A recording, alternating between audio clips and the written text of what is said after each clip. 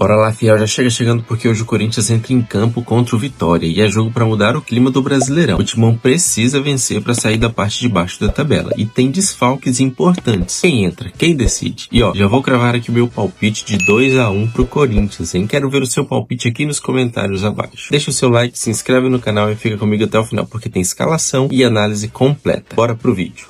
Vamos falar agora de Timão, que vai visitar o Vitória no Barradão. Agora quero ver, hein, Thales? Será que o dinizismo ele vai continuar emplacando a invencibilidade? Vambora? Lembrando que tem muitos desfalques do Corinthians aí, teve julgamento durante a semana. Tem tabu pros dois lados também. Vamos ver. Um duelo de invictos. Vitória e Corinthians se enfrentam neste sábado, às 8 da noite, no Barradão, pela 12ª rodada do Campeonato Brasileiro. Em comum entre as duas equipes, a boa sequência. O rubro-negro vem de 3 triunfos seguidos, todos em casa, contra Juazeirense, São Paulo e Piauí. No total, com o empate fora contra a Chapecoense, são 4 jogos sem perder. O Timão também chega com um retrospecto positivo. São 3 partidas de invencibilidade desde a estreia do novo técnico Fernando Diniz. Um empate no clássico contra o Palmeiras, com 2 jogadores a menos, e 2 vitórias na Libertadores. A mais recente, na quarta-feira, por 2-0 sobre o Santa Fé. A coisa mais importante agora, nesse momento, é o jogo que a gente tem com o Vitória. A gente sabe que é um jogo muito difícil. O Campeonato Brasileiro é uma maratona de jogos, no qual de verdade são 38 decisões. Então a gente tem um jogo decisivo no fim de semana contra o Vitória, pouquíssimo tempo para treinar. Se na Liberta o alvinegro paulista está a 100%, no Brasileirão a situação é bem menos confortável. O time é o primeiro, fora do Z4, com 11 pontos. Já o rubro-negro baiano está na primeira página da tabela, em 10º com 14, e tenta conquistar o 4º triunfo seguido em Salvador. Em comum também para o confronto, os clubes têm o departamento médico cheio. O Leão tem ao menos 8 jogadores no DM. O atacante Eric, um dos destaques da equipe na temporada, saiu com dores na quarta e é dúvida. Na defesa, se quiser contar com o Kaká, o Vitória vai precisar pagar multa ao Timão, que emprestou o zagueiro ao time baiano. Do lado corintiano, além de desfalques por lesão como Memphis, Caio César e Guinegão, Diniz não vai contar com os expulsos no derby, Mateuzinho e André. Na última vez em que Vitória e Corinthians se enfrentaram, melhor para a equipe paulista, triunfo por 1-0 no Barradão. Neste sábado, alvinegros querem repetir o roteiro e rubro-negros escrever um novo. Bom, mas antes de viajar, o Corinthians foi julgado pelo STJD e tem algumas punições, né? Dentro de campo, aí o Corinthians foi punido. O André, por exemplo, ele foi suspenso por uma partida, o Hugo Souza por 2. Vamos tentar correr atrás, né? Mas para tentar tirar essas punições. E o Mateuzinho por 4 partidas. O Timão também perdeu o mando de campo e foi multado em R$112 mil. Tudo isso por conta de toda a confusão que teve após a partida no clássico contra o Palmeiras, mas também atraso de volta de campo. Muita coisa aconteceu, drone com pelúcia. Clássico é sempre muito movimentado e não acaba nos 90 minutos. Fato é que o STJD, inclusive, puniu o Hugo por conta da declaração dele para arbitragem. E nesse ano, a CBF quer punir realmente os atletas que deem declarações ali depois de campo. Então é bom avaliar bem a cabeça para que ninguém troque os pés pelas mãos, né? Nem o Hugo. Com certeza, ele falou depois do derby que era a arbitragem estava apitando para um lado só, né? E aí isso não pegou legal no STJD e veio a punição. E agora eles vão começar a olhar para todo mundo, viu? Não é porque é só o Corinthians não é porque é o Hugo não. Mas seguinte, deixa eu colocar ela aqui no nosso telão, sua parceira que você conhece muito bem. Jana tá com a gente, mais um Band Esporte Clube, seja muito bem-vinda. Vamos falar a respeito de Vitória já. O Thales vai falar melhor a respeito aqui do Corinthians, com quem o Corinthians viajou, com quem que não foi, se alguém já ficou por aqui, mas eu quero saber do Vitória, que em casa vai muito bem, obrigado, né, Jana? Bom dia pra você. Bom dia pra você, Cá. Saudações aí pra William Salles Silva, meu conterrâneo. Olha só, viu? O Vitória, a gente teve algumas atualizações em relação à matéria do nosso querido Léo, inclusive, que a gente acabou de ver no ar. O Kaká, o clube já divulgou que não vai pagar a multa, então o zagueiro não vai entrar em campo aí para essa partida contra o Corinthians, né? E aí o problema está justamente nesse setor. A gente viu que a lista de departamento médico no Vitória é extensa, mas entre os zagueiros é pior ainda. Vai ter que jogar um menino da base de forma improvisada, o Edenilson. Ele sim deve ser aí o grande titular para essa partida, para esse jogo. E aí a gente sabe que o Vitória está indo para a sua 4ª partida jogando dentro. Acabamos perdendo a conexão, acho que com a Jana, não estamos mais ouvindo ela, mas eu tô com o Thales aqui do lado, que não tem problema nenhum. Estamos ouvindo? Voltou. Jana, vamos lá, continua. Com 4 vitórias dentro de casa. 4 vitórias dentro de casa. A última foi contra o São Paulo, uma vitória, inclusive, que o Vitória conseguiu. Vitória do Vitória, como a gente fala por aqui, se impôs bastante na partida. E agora a expectativa é justamente para ver como é que vem esse meio e esse ataque, não é? Porque tem uma máxima na imprensa de que quem é o titular aí da coletiva que antecede o jogo deve pintar em campo. E nesse caso foi o René, o centroavante, que chegou aí na janela para disputar essa posição com o Renato Kaiser, né? Em 5 jogos ele já marcou 3 gols. Então vamos ver se vai ter essa modificação. E em relação ao Eric, a informação que a gente tem é de que ele está apenas com um edema e ele vai viajar com a equipe. Então, viajar não, vai entrar, vai ser relacionado aí para a equipe. Então a gente pode esperar o Eric aí entre a lista de relacionados técnicos Jair Ventura. Não sei se para jogar os 90 minutos, mas deve ajudar a equipe sim. Ô Thales, quer fazer alguma pergunta pra Jana, matar a saudade?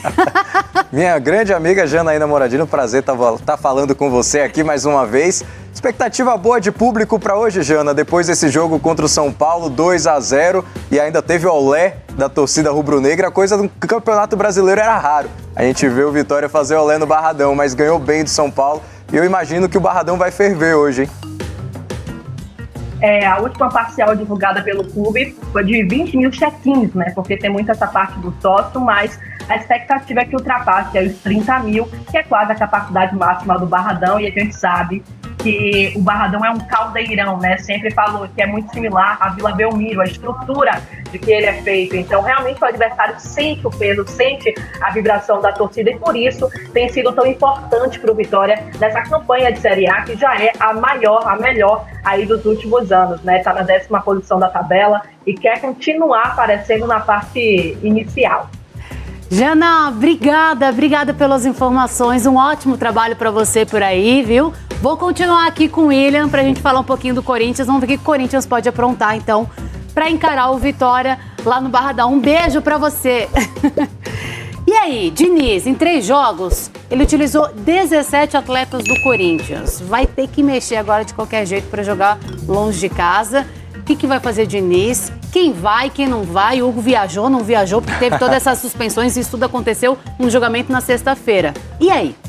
Pois é, o Diniz vai ser obrigado a mexer no time titular pela primeira vez. Nos 3 jogos que ele fez até agora, o time titular permaneceu o mesmo, né? Para criar aquela liga dos jogadores, né? Aumentar o entrosamento do esquema do Diniz, que a gente sabe que tem suas peculiaridades. Ele ainda está pouco a pouco tentando implementar isso. A gente está vendo o Corinthians ganhando forma, mas chegou muito bem. São 7 pontos em 9 disputados até aqui. Conseguiu segurar um empate importante no derby, inclusive. Para essa partida, a grande dúvida fica no gol.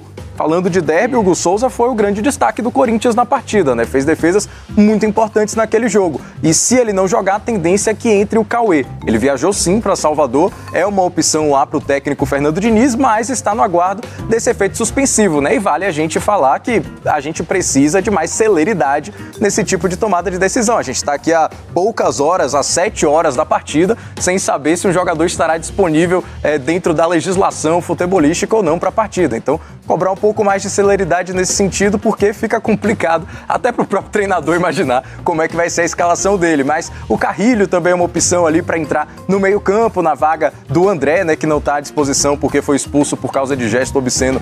Também no clássico, Mateuzinho de fora, a opção é o Milans. Então a gente deve ter mais ou menos essas mudanças no time do Corinthians. Talvez o Matheus Pereira pintando no meio-campo no lugar do André, ficam algumas dúvidas aí, mas vai ser interessante ver como o Diniz pode mexer nesse time, porque tem que voltar a vencer no Brasileirão. Já são 8 partidas sem ganhar no Campeonato Brasileiro. O próprio Diniz, treinador, não vence no Brasileirão desde novembro. São 6 jogos do Diniz sem vencer. Ele não vem bem treinando no Campeonato Brasileiro, precisa dar essa resposta. E como eu falei, era um tabu para cada lado. Tabu do lado do Vitória é que não ganha do Corinthians há 8 anos. Então algum tabu hoje vai quebrar. A menos que não seja um empate, né? Aí vai ficar os dois pelo caminho. Fica em cima do muro todo mundo de novo, né? Gente, eu tô impactado, eu não imaginei que isso fosse acontecer. Primeiro que assim, eu preciso falar um negócio pra vocês aqui, eu odeio teoria da conspiração. Isso não me pega. Eu sou um cara assim que eu vou muito no fato, eu faço as minhas leituras, as minhas análises e tal, mas eu não... Eu sei que o torcedor muitas vezes, né, gosta daquela provocação, caiu o Pix, o cara tava comprado, não sei o quê. Eu como jornalista, né, embora também seja torcedor, também faça, entre também um pouco nessa onda, né, da provocação que faz parte do futebol, eu preciso ter uma certa responsabilidade aqui desse lado. Então eu não gosto desse tipo de coisa. Eu realmente não sou adepto disso. Eu sei também, e isso aí é um outro lado da história, de que o Superior Tribunal de Justiça Desportiva, ele tem critérios questionáveis, que muitas vezes já questionei.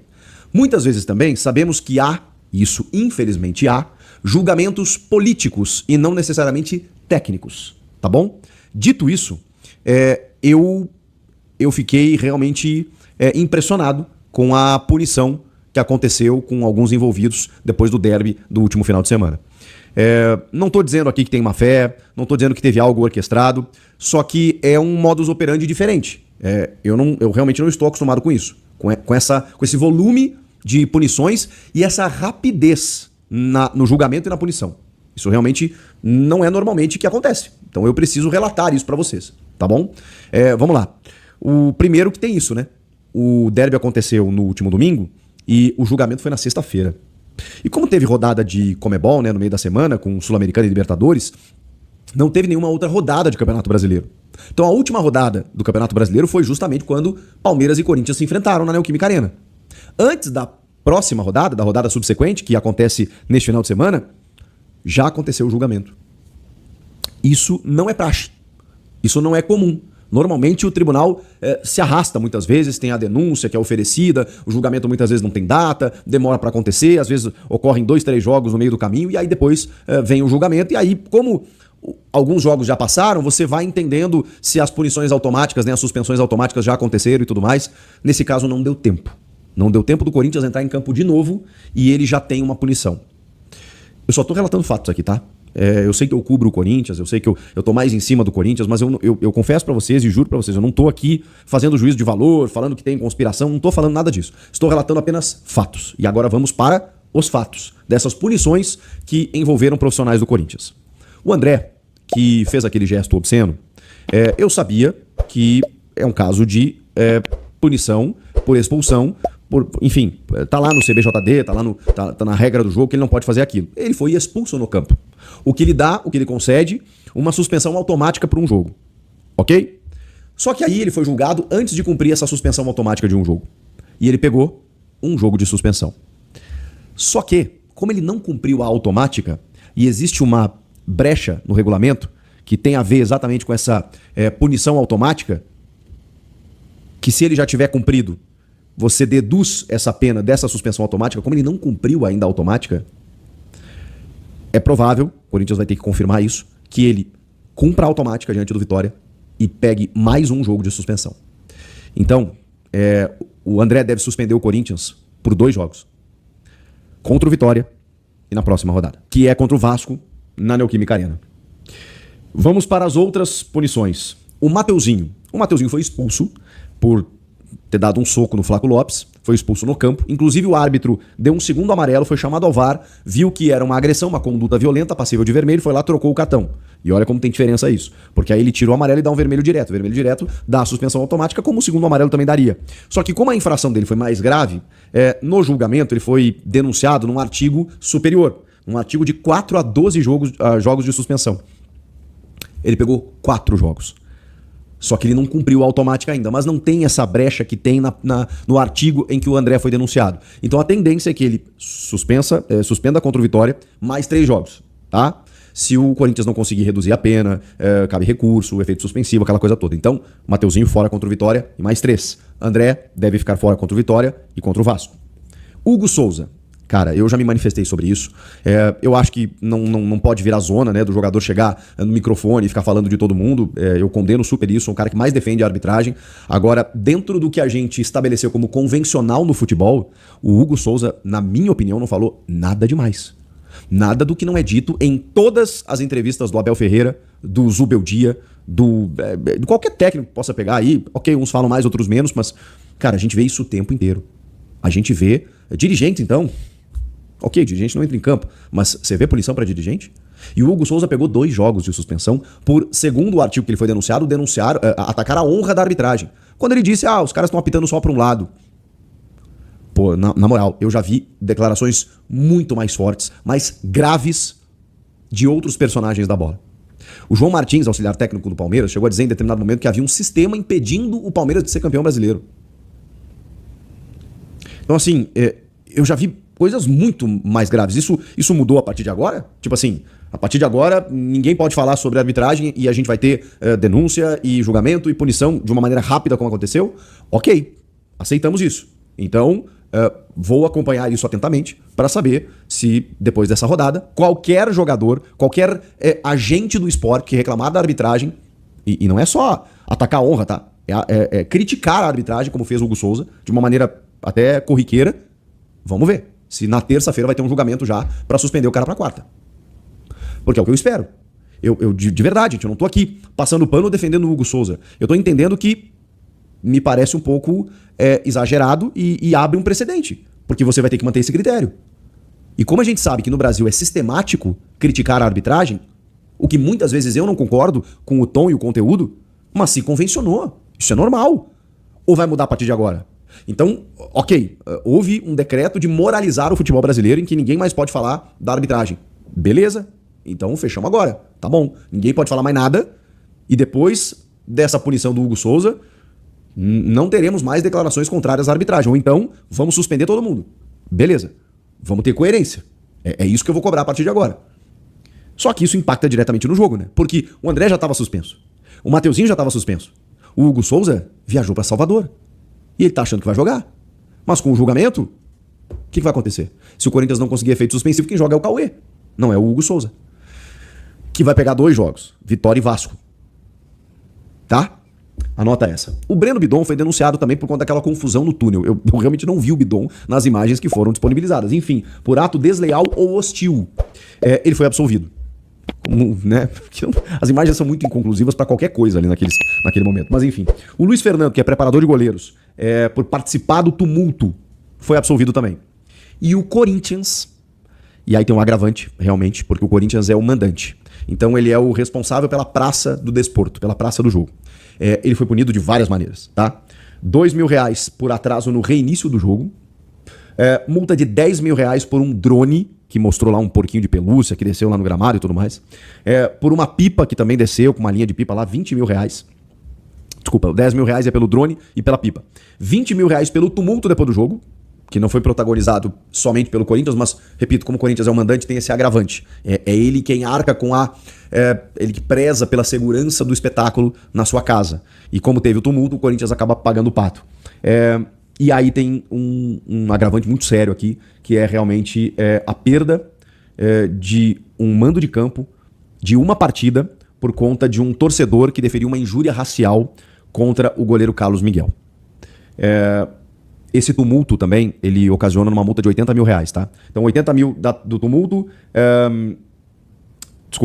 80 mil e a perda do mando pela injúria racial, 20 mil pelo tumulto, 10 mil do drone e da linha de pipa e 2 mil pelo atraso no reinício do jogo. Dá R$112.000 de multa, para um clube de futebol é um valor irrisório, mas essa perda do mando de campo, que tem a ver com a injúria racial, ela é grave, porque o Corinthians, a gente sabe, é um clube que defende e muito a causa antirracista. O clube está solicitando apoio, se manifestou nas redes sociais em apoio ao jogador, né, que sofreu uma injúria racial, está tentando identificar o autor, porque isso atenua a pena no julgamento, só que o julgamento foi tão rápido que, até onde eu sei, não deu tempo do Corinthians identificar o autor da injúria racial. É um clube que tem práticas totalmente contrárias a isso, né, é um clube que defende a causa antirracista, mas enfim, esse é o risco quando você tem um torcedor lá dentro do campo de jogo que comete um crime, como uma injúria racial, e que acaba penalizando o clube por conta do seu ato.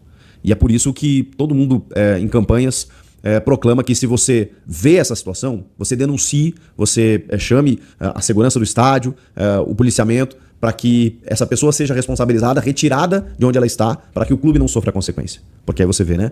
Torcedores que não têm nada a ver com isso, que não cometeram esse tipo de ato, estarão penalizados por ver o seu clube perdendo o mando de campo por conta de um cidadão. E isso é grave, isso o Corinthians tem que ir atrás para descobrir, para identificar quem foi o cara e depois, né, que o tribunal seja sensível, né, se houver a identificação, para não punir o CNPJ e sim o CPF, tá? Fechando essa questão, cara, em relação aos jogadores, 4 jogos pro Mateuzinho, 2 jogos pro André, né, porque ele pega um, só que ele não cumpriu o automático ainda, então são 2.